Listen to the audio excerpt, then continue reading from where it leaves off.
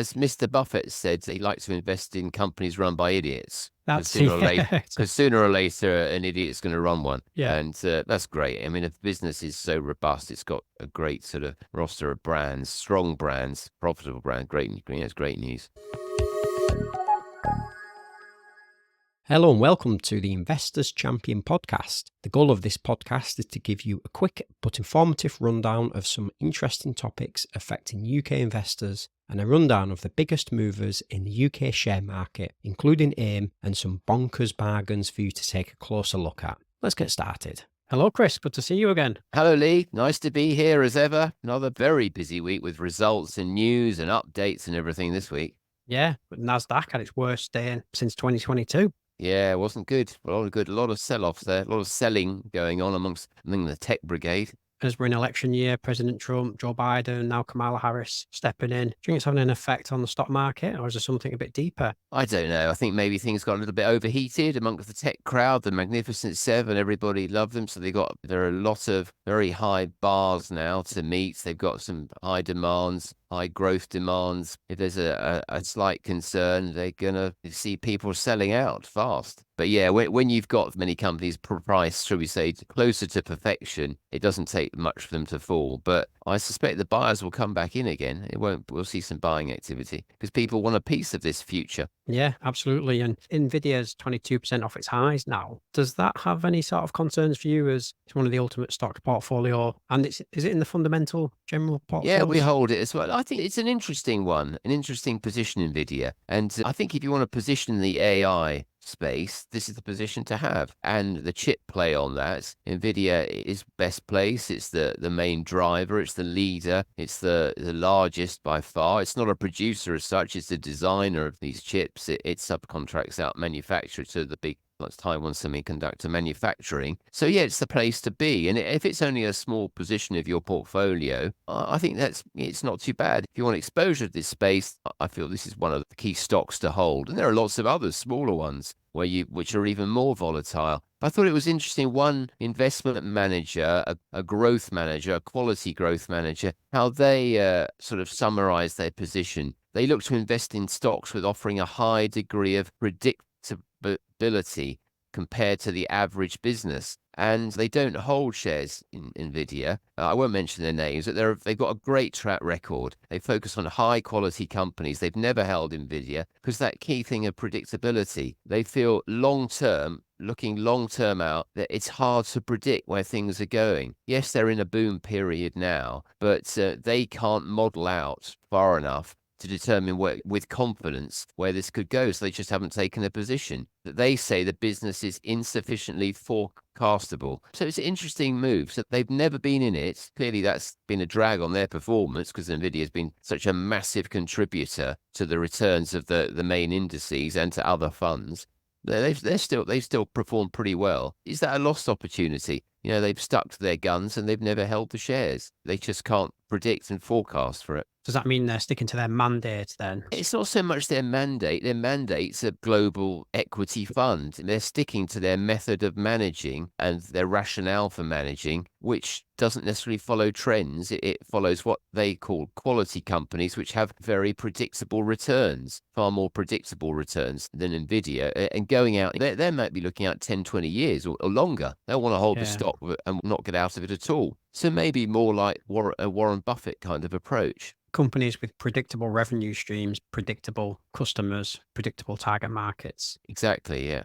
The AI market, who knows what it could look like in 5 years, let alone 10 years. Yeah, it's the Wild West and there's huge investment going on in it. And yeah, they just can't tell where we're going to end up. I guess in the birth of the internet, who really could tell where the companies that have succeeded in that space were going to be the ones that have done? Yeah, you're spot on. Yeah, I agree with you. They say it does not, and this will be a surprise to many, it does not align with their definition of a quality growth company. Many people say, crikey, it looks a pretty quality growth company to me. Huge margins, great cash flow, massive growth, founder alignment. It ticks so many boxes, but for the now, can you see that in the 15 years down the line? Yeah. Do you know if they invest in Alphabet, which is one of the ultimate stocks? I'm not sure, but I think they do. And this is funny. I mean, Alphabet produced great quarterly numbers this week looked absolutely fantastic. Revenue, this is a huge business, multi-trillion-dollar business. Revenues jumped 14% in the second quarter. This is not a small company, one of the No, biggest it's not. companies in the world. 14% revenue growth to just shy of $85 billion. Net income was up 28% of the same, at $23.6 billion. Look at the margins. Absolutely staggering. However, the shares fell and were a big contributor to the fall of the Nasdaq. They met or beat estimates, but the market, the sort of chit chat out there is the market's concerned of how much money they are spending in investing in AI. So despite their advertising revenue going great guns, loads more YouTube revenues, so that's all fine, but capital expenditure rose in the quarter to $13 billion in the quarter. Well, that's $1 billion more than the prior quarter, and almost double what they spent a year before. And most of it's all going to data centers and this AI piece. And the market is clearly getting, I think, a bit concerned how much everybody's spending here. But the CEO, Sundar Pichai, has said that the risk of underinvesting is dramatically higher than overinvesting. So it looks like this is going to continue, and I suspect that spooked the market a bit. And do you continue to rate the stock? Is it something that you're happy to I keep think it it's as? a fantastic business. It's got the cash to spend. It's actually paying a dividend now. It's upped its dividends, still share buybacks, but it's still got so much money, so much cash, and it needs to deploy it. And it feels that this is the area it needs to be in. It's taken a more measured approach than others as well, than Microsoft. So it has started slower than others. It's clearly catching up. It's also investing another $5 billion into its Waymo self-driving taxi service, which is a huge sum of money. But yeah, I like it. No, it's a great company. Yes, it's a core advertising-driven business, but it's got these other moonshot bets, some of which could come good. The Google search has been dominant for so long, hasn't it, which has really helped their revenue. But with AI now, there's actually competitors in that search space, isn't there? There is now direct competitors in that search arena. And I just wonder, as the AI gathers momentum, how much will that eat into the profits of Google if they can't keep up with them and maintain that market share in search? Yeah, I think that's the risk and the fear. Up to now, they've been all right, and the numbers are suggesting it's all holding up. It hasn't impacted them at all at the moment. But That's yes, true. I think that's what the market's fear is. I think Google live in fear. That's why they've been plowing such vast sums into these moonshots of theirs. They've been desperately seeking the next big hits, but nothing has got anywhere near advertising-based search revenue, has it? It's not even touching it. Even if this self-driving taxi service Waymo takes off, it's going to be probably a drop in the ocean, right, Yeah. relative to their core activity. Yeah, like the Google Pixel phone. Just a drop in what they actually do, Yeah, isn't it? A drop in the ocean. Yeah, I know. It's incredible. Yeah, moving on to two companies now that have been around just a little bit longer than Alphabet and NVIDIA, and that's Unilever, who's been around since 1929, and then Nestle, who's been around since 1866. And these two companies are constituents of the Investors Champion Ultimate Stocks portfolio as well. Yeah, Nestle's food and drink conglomerates clearly had a bit of struggles. It revised down its sales expectations for the year as prices have fallen, and organic sales growth is now going to be 3% rather than 4%. Its margins are down, so clearly this is a real bellwether, steady performer. Doesn't have the investment demands of an Alphabet stroke Google. But another one of our ultimate stocks on the same day, actually, Unilever. It reported weaker than expected sales growth. However, it lifted its expectations, which the market liked, and its shares rose. And Nestle fell, Unilever rose. Unilever announced that it's on track to separate its ice cream business, which has been a bit troublesome and continues to sort of underperform. I wonder if it's underperforming because they're trying to sell it as well. They're probably not paying any attention to it. But yeah, the market like that as well. It upgraded its forecast full year margins, which clearly went down well, and some parts of its business seems to be doing much better than others. Beauty and well-being is still growing strongly, even if the ice cream bit isn't. Personal care is also doing quite well. So yeah, Unilever seems to be improving. Its perception with the stock market seems to be improving at least, and Nestle, for the short term at least, not. And do you still continue to hold them in the Ultimate Stocks portfolio? We do, yeah. And in our fundamental, both fundamental as well as core holding, Unilever has been a core holding for a while, which is, we can't think how a business like that can't fail, really. It's just got a host of great brands, and we feel it's lost its way a little bit, maybe under previous management, but now is hopefully back on track. Yeah, I guess even if management do make a mistake, the brand recognition keeps it going until that Yeah, mistake can be yeah. corrected, can't it? By maybe a recognition we've made a mistake or new Yeah. management down the Yeah, line. well, So as Mr. Buffett said, he likes to invest in companies run by idiots. Because that's yeah, sooner or later, an idiot's going to run one, yeah, and that's great. If the business is so robust, it's got a great sort of roster of brands, strong brands, profitable brand. Great, that's great news. yeah. Unilever and Nestle ticks them boxes, Yeah, don't they? yeah, they do. Yeah, they've got some great Uh, products. Shall we move closer to home then, with perhaps Ryanair's service finally catching up on them? We've just posted pretty poor results. Yeah, I thought this was really odd for travel. So Ryanair announced, first of all, a 46% fall in profits for the 3 months to the end of June, much steeper than anybody was expecting. And the shares absolutely tanked. They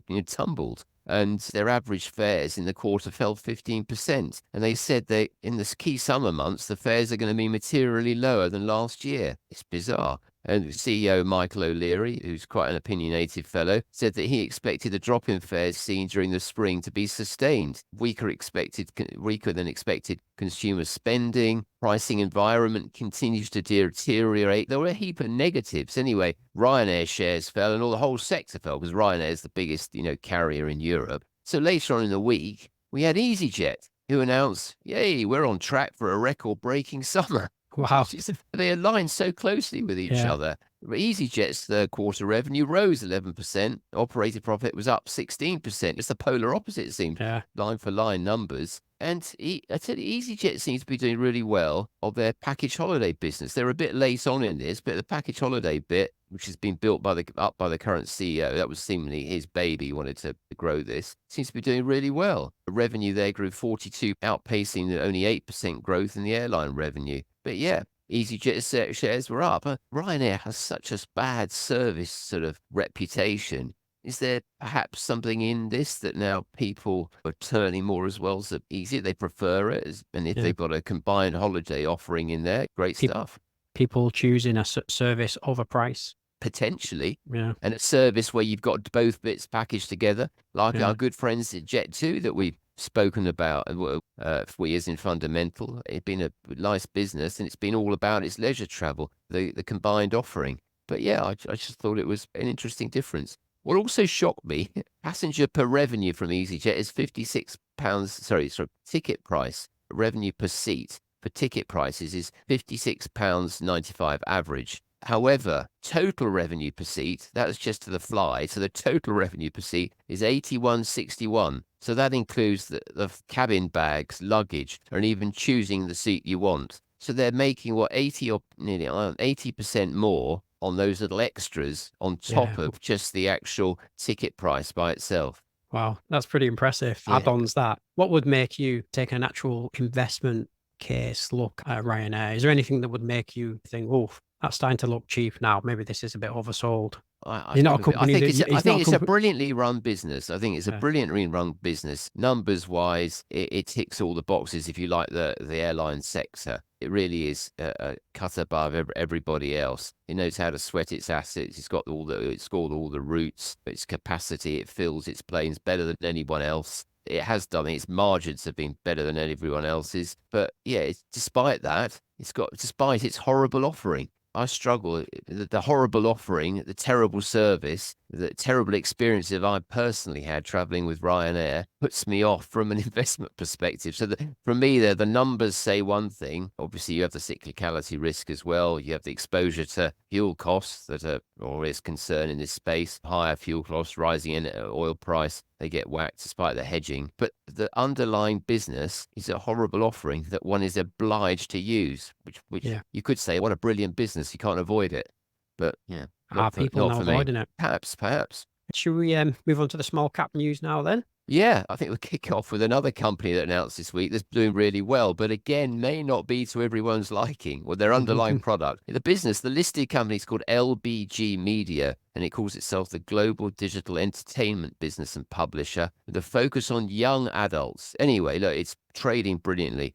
55% growth in first half revenue, so it's great growth in profits. Now, the bit that people may not like is the fact it owns its main publications or main branding is around a business publication called ladbible.com. I implore you to have a look at that site, ladbible.com. And the one it bought more recently is Betches Media, again, betches.com. As I say, their content and offering may not be to everyone's liking, but their audience is a whopping 493 million people around the world. Betches had big exposure in North America as well. I'm not exactly sure what the definition of audience here is on this, but 493 million, that's huge. And they're really profitable, really cash generative. The valuation, they're trading at about 17 times forecast earnings. Doesn't look too high given its growth. But what made me laugh a little bit was management's reference to the fact that the new commercial model with Facebook, they work a lot with Facebook and the social media sites, encourages publishers to focus on creating, here we go,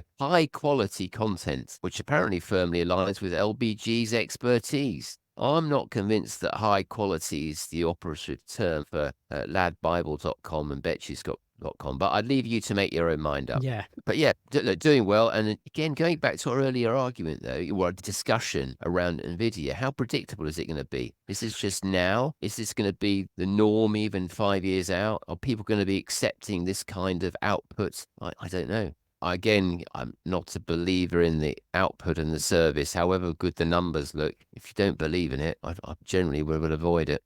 Yeah, fair comment. It's actually a good contrasting company, the next one, isn't it? Nichols, because this is an old company with some old brands with perhaps more predictable revenue streams. Yeah, it owns the Vimto brand, which was created in 1908 in Manchester by John Nichols, whose family is still involved in the business. Yeah, Nichols had lost its way a little bit as well. It got into other areas that shouldn't have done. And its main focus is in Vimto. It's brilliantly strong core brand, and it's really embracing that far more. It's got decent growth in the Middle East, growing nicely in Africa as well. And it's struggled. Its operating margins of this business pre-pandemic were 22%. It's only now generating circa 12%. So it's got some way to climb back. Its so-called out-of-home business has been a real struggle and hasn't done that well, but it seemed to be tightening that up. But the core Vimto brand is growing really well. And this business is super cash generative, always had lots of cash on its balance sheet. It's saying, now look, we've accumulated loads of cash. We're going to give shareholders a special dividend. We're also going to up the interim dividend as well. And it's a big old payout they're going to be getting. I think it's costing them about £20 million off their cash. So good news. You sit there with the Vimto, you've got a recovering story in there, a margin recovery play, and you're being paid to wait with that nice dividend. Goes back to that Unilever conversation as well, doesn't it? Even if the management do make a mistake, the power of the brand keeps it ticking over so that they've got time to correct that mistake. And they're putting money into that brand. I think now they're channeling it. That's what their focus is, which is great. So it did annoy me a bit, the exceptional costs for this business. Lately we've had a few years of exceptional costs, and they claim 2.7 million in a new ERP system is an exceptional cost. That's a normal cost of running your business. Everybody wants to adjust out their ERP systems. They have to spend on it. Putting new systems in is part of business. But yeah, so that was a little bit vexing, but yeah, a small point. The business itself is doing fine. Is that something that Fundamental owns, or is it? Yeah, we do. We've held shares in Nichols for a while. We've got it in both our growth and income portfolios. It's a good, decent dividend payer and an even better one. And it's not the most thrilling of businesses. The shares haven't gone anywhere over the last few years, but perhaps we can see the recovery now. New one to take a closer look at, and perhaps a little bit of patience. So moving on to the next company, which just released a very interesting update, and that's Nexteq. Yeah, this is a business that its core business, it makes the control boxes for casino gaming machines. That company is called Quicksent. That's quite nifty. So if you're a manufacturer of gaming machines and you want the controller, which is quite heavily regulated, Nexteq or the Quicksent bit provides it for you. But yeah, they put out a big profit warning, but cash flow has been absolutely stunning. This business been growing so much cash and building its cash pile. So there's no worries on that front, seemingly. On the free cash flow yield basis, the shares look dirt cheap, but they got absolutely whacked this week on the profit warning. They were off about 30-odd%. What was really, really odd was that we had the news as well that the CEO, the CFO, and the non-executive chairman have all announced all expressed, quote, a desire to step down from the board over the coming months, all at the Right. same time. Yeah, which was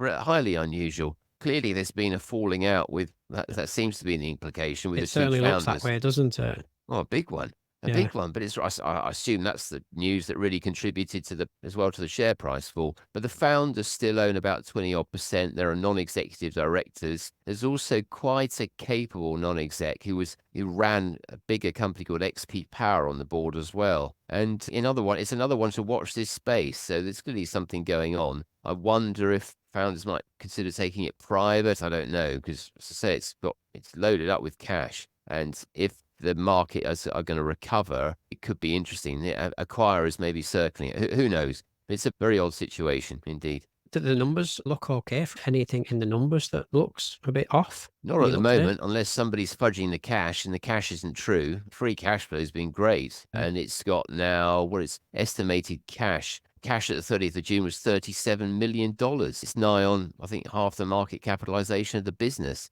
or will be. So it's all a bit, it's a bit odd. Yeah, certainly want to perhaps do a little bit more digging and investigation into what's happened. It is an interesting space. As I say, it's really more than for the 50% of the market capitalization is cash. So is there a potential bargain there? That's just Or what is I was that, thinking. Is it oversold because of the news of actually there's not really anything wrong with the business itself? no, it's short-term hiccup, a short-term downturn in its markets, which could easily pick up quite quickly. And the dividend, I noticed the house brokers still kept a dividend forecast in place. So you're getting a near, just shy of 5% dividend yield from it. Could be an interesting recovery play. It might need some patience, some time, but I think here's some other news from maybe the founders, the non-execs on that. Should we move on then to FRP Advisory Group, a corporate undertaker, as you like to call them? Yeah, it sounds a bit harsh, and they call themselves a business advisory firm, but at their heart, they're one of AIM's two, what I call corporate undertakers. These are businesses that deal with restructurings, administrations, liquidations. So if everything's going horribly in the corporate world, FRP and its AIM peer Begbie's trainer will be making hay. They'll be doing nicely because they'll be handling all these administrations, all these failing businesses. And sure enough, corporate world hasn't been great. Their revenue climbed 23% to 128 million, 19% organic growth, and that coincides with a similar kind of growth in the number of company administrations. They rose similarly, and they're making a lot of money at the moment. Profits are good. But what they don't do is interesting. They're quite covert. They don't tell you what percentage of revenue is represented by the restructuring services and what is represented by their other business advice, corporate finance work. They don't seem to break out their numbers. And I suspect, given that 63 out of their 92 partners are involved in restructuring, it's evident that a vast majority of that revenue remains in restructuring work. They're trying to acquire in other areas to diversify away from it. Because the risk with this business is if corporate world improves, if the environment becomes better, business is going to decline for them. So it's not a good place to be if things get better. And I think if you're a holder, you'll always be worried about that. How is the outlook?